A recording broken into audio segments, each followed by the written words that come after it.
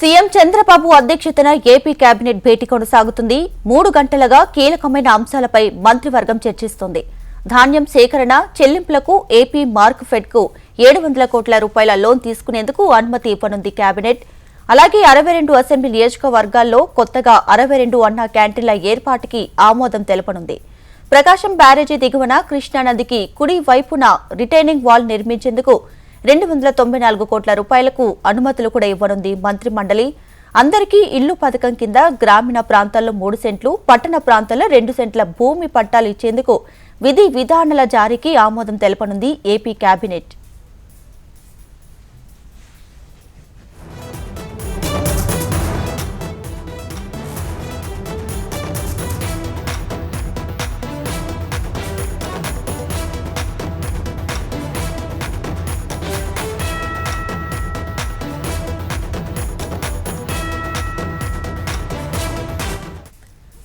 CM Chandrababu అధ్యక్షతన AP cabinet భేటీ కొనసాగుతుంది. 3 గంటలుగా కీలకమైన అంశాలపై మంత్రివర్గం చర్చిస్తోంది. ధాన్యం సేకరణ, చెల్లింపులకు ఏపీ మార్క్ ఫెడ్కి 700 కోట్ల రూపాయల లోన్ తీసుకునేందుకు అనుమతి కూడా ఇవ్వనుంది కేబినెట్. అదేవిధంగా 62 అసెంబ్లీ నియోజకవర్గాల్లో కొత్తగా 62 అన్నా క్యాంటీన్ల ఏర్పాటుకి ఆమోదం తెలపనుంది. ఇక ప్రకాశం బ్యారేజీ దిగువన కృష్ణానదికి కుడి వైపున రిటైనింగ్ వాల్ నిర్మించేందుకు 294 కోట్ల రూపాయలకు అనుమతులు కూడా ఇవ్వనుంది మంత్రి మండలి. అందరికీ ఇల్లు పథకం కింద గ్రామీణ ప్రాంతాల్లో 3 సెంట్లు, పట్టణ ప్రాంతాల్లో 2 సెంట్ల భూమి పట్టాలు ఇచ్చేందుకు విధి విధానాల జారీకి ఆమోదం తెలపనుంది ఏపీ కేబినెట్.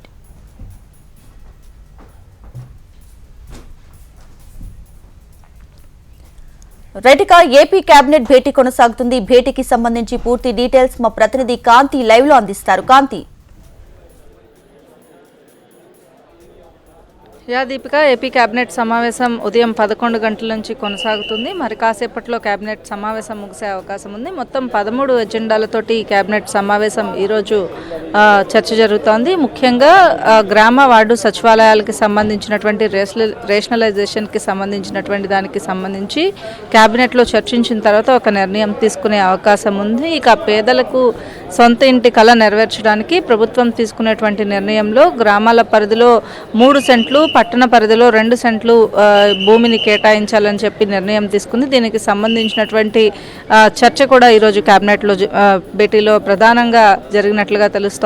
ఇక అన్నా క్యాంటీన్స్కి సంబంధించినటువంటి విషయంలో కొత్తగా అంటే ఆల్రెడీ అన్ని నియోజకవర్గాల్లో అన్నా క్యాంటీన్ల ఏర్పాటు అనేది జరిగింది. ఇక మిగిలిన ఉన్నటువంటి 62 అన్నా క్యాంటీన్కి సంబంధించినటువంటి ఏర్పాటు పైన కూడా కేబినెట్ ఆమోదం తెలిపినట్లుగా తెలుస్తూ ఉంది. ఇక ధాన్యం సేకరణకు సంబంధించినటువంటి అంశంలో 700 కోట్ల రూపాయల రుణం తీసుకునేందుకు కూడా కేబినెట్ ఆమోద ముద్ర వేసినట్లుగా తెలుస్తూ ఉంది. ఇలాగా మొత్తంగా ఈ 13 అంశాలతో పాటుగా కొంత ఏవైతే రేపు అమిత్ షా పర్యటనకి సంబంధించి అలాగే రాష్ట్రంలో ఉన్నటువంటి ప్రస్తుతం అమలవుతున్న పథకాలు సంబంధించినటువంటి అంశం పైన కూడా ప్రధానంగా ఈ భేటీలో చర్చించినట్లుగా తెలుస్తూ ఉంది. ఇక కేబినెట్ సమావేశంలో 13 అంశాలలో ప్రధానమైన అంశాలుగా ఉన్నటువంటి గ్రామ వార్డు సచివాలయాలు, పేదలకు ఇళ్లు, అలాగే అన్నా క్యాంటీన్లతో పాటుగా ఏవైతే సూపర్ 6లో ఇచ్చినటువంటి హామీలు ఏవైతే ఉన్నాయో ఆ సూపర్ 6 హామీలలో భాగంగా ఇచ్చినటువంటి మహిళలకు ఉచిత బస్సు ప్రయాణానికి సంబంధించినటువంటి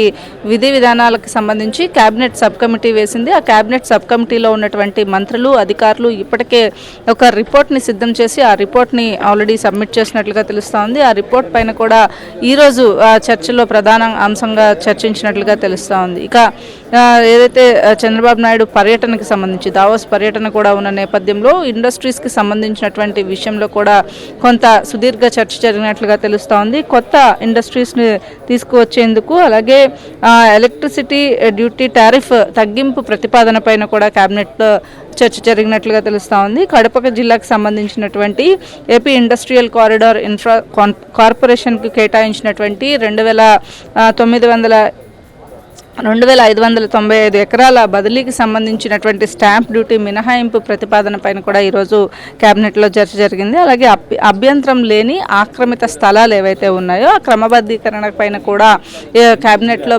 ఈరోజు ప్రత్యేకంగా చర్చ జరిగినట్లుగా తెలుస్తోంది. మొత్తం 13 ఎజెండాలతోటి ఈరోజు కేబినెట్ సమావేశం అయితే కొనసాగుతుంది. ఇక మరి కాసేపట్లో కేబినెట్ సమావేశం ముగిసే అవకాశం కూడా ఉంది. Deepika. Right Kanthi, thanks for the updates.